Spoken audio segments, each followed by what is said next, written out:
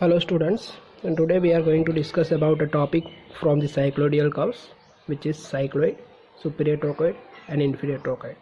So let us start with the definition. So what is cycloid? So when a circle rolls on a straight line path without slipping or sliding, then the curve traced out by any point which is on the circumference of the rolling circle, of the rolling circle is cycloid. So if the circle rolls on the straight line path, then the curve traced out by any point which is on the circumference of the rolling circle is cycloid. Now superior trochoid. Here we have taken the point which is on the circumference of the rolling circle to draw the curve, but if the point is outside the circumference of the rolling circle, then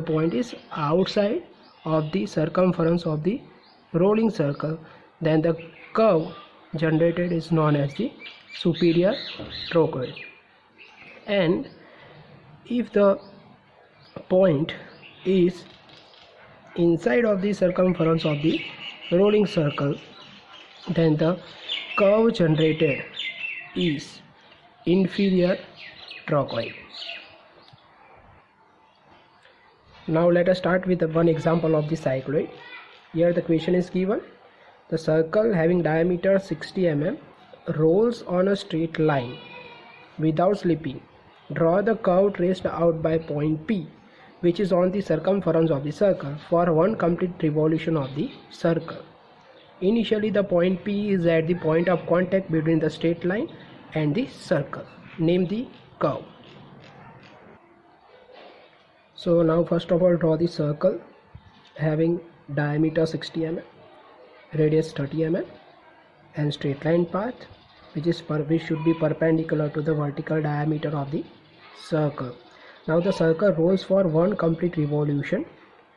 So starting from this point, when circle reaches at point P, after completing one revolution, the distance covered by or distance rolled by the circle on the straight line path from A to B will be equal to 2 pi r, equal to the circumference of the circle. So here AB is 2 pi r and it is equal to 188.4 mm. So this will be the circle and the straight line. The length of the straight line will be equal to 2 pi r, because here we have to roll the circle for one revolution. So if the circle rolls for one revolution, it will roll a distance of 2 pi r, equal to the circumference of the circle.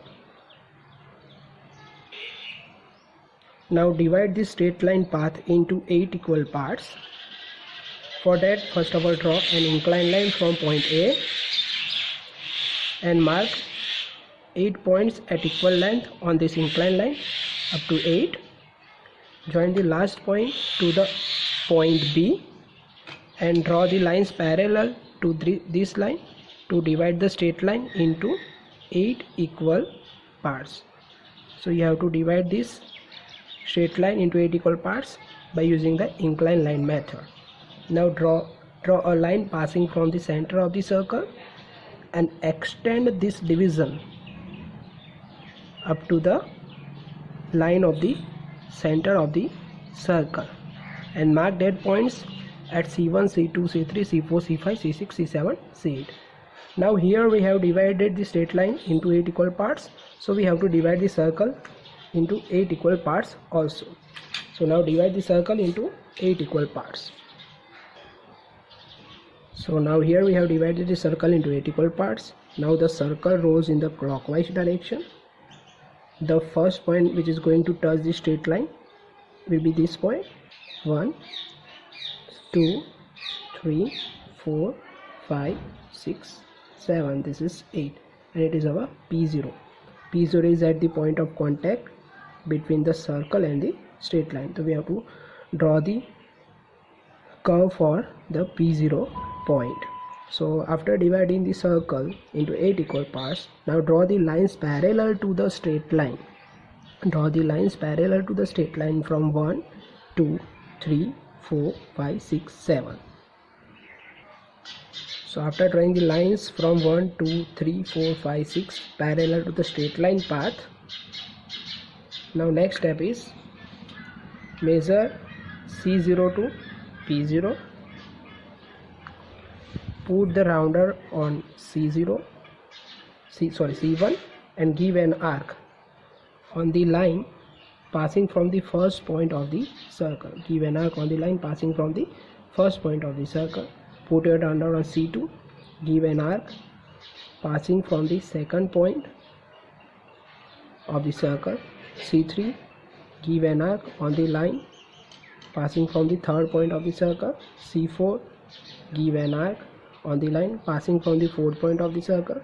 C5, give an arc on the line passing from the fifth point of the circle. Put a rounder on C6, give an arc on the line passing from the sixth point of the circle.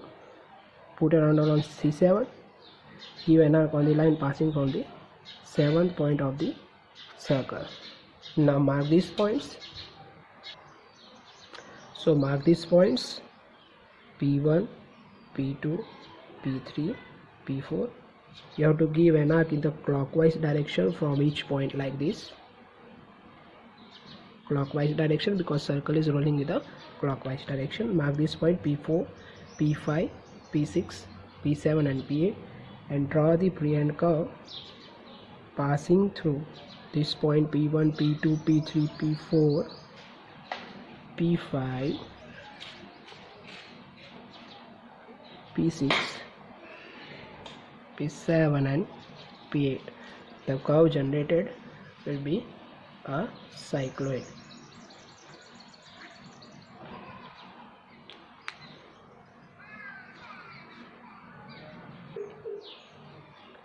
So after completing the cycloid, let us draw a normal and a tangent at a point 45 mm above the straight line. First of all, we have to mark a point on the curve which should be 45 mm above the straight line path. For that, measure a 45 mm distance from the straight line path. Draw a line parallel to the straight line path. Mark a point of this line to the intersection of the curve. Mark this point as S. Now after marking this point S, measure the radius of the circle. Give an arc on the line of the center of the circle from S. This point is point R. Now draw a line perpendicular to the straight line from point R and mark the intersection point of this line and the straight line path as S1. Now join S1 to S, S1 to S. This line will be the normal to the curve and a line perpendicular to the normal. Line perpendicular to the normal, passing from point S will be the tangent. So this is the method to draw normal and tangent.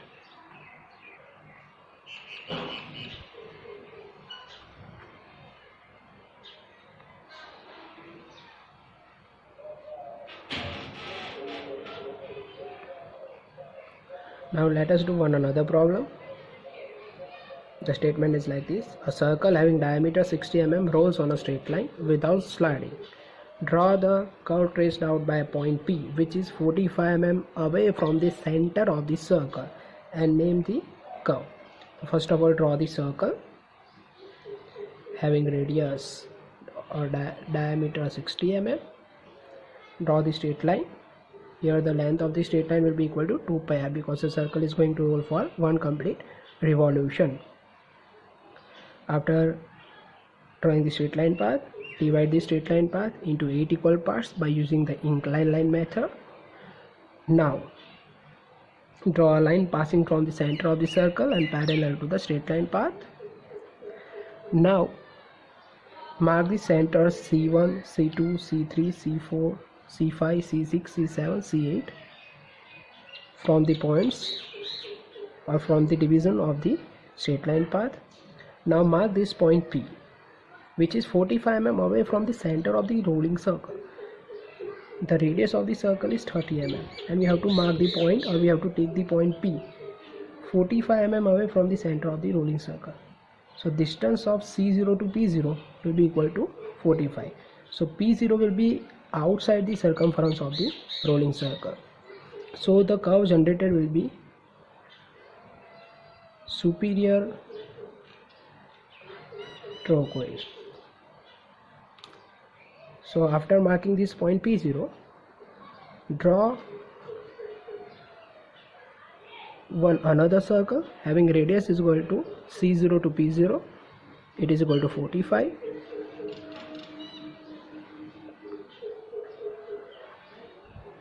Now divide this circle into 8 equal parts. So after drawing a circle from C0 to P0, divide the circle into 8 equal parts and mark the points on the circle. 1, 2, 3, 4, 5, 6, 7 and P0. Now draw the lines parallel to the straight line path from P0, 1, 7, 2, 6, 3, 5 and 4. Make sure that this line should be parallel to the straight line path. After drawing these lines, measure C0 to P0 distance on the rounder. C0 to P0 distance on the rounder. Now put your rounder on C1. Follow the same method. Give an arc on the line passing from the first point of the circle. Passing from the first point of the circle. Put your rounder on C2. Give an arc on the line passing from the second point of the circle. Put a rounder on C3. Give an arc on the line passing from the third point of the circle. Put a rounder on C4. Give an arc on the line passing from the fourth point of the circle. Put a rounder on C5, center C5. Give an arc on the line passing from the fifth point of the circle. Put a rounder on C6. Give an arc on the line passing from the sixth point of the circle. Put your rounder on C7 and give an arc on the line passing from the seventh point of the circle. Now mark these points. So mark these points as P0, P1, P2, P3, P4, P5, P6 and P7 and P8, and draw the freehand curve passing through these points P0, P1, P2, P3, P4, P5, P6, P7 and up to P8. So the curve generated will be the superior trochoid. Now you can also draw inferior trochoid by using the same method, but make sure that you have to take the point. You have to take the point in the superior trochoid, which should be inside the rolling circle. So you can also draw the superior trochoid by taking the point inside the circumference of the rolling circle by using the same method. So this is today's task. Draw inferior trochoid and take the point inside the circumference or by taking the point inside the circumference of the rolling circle. Thank you.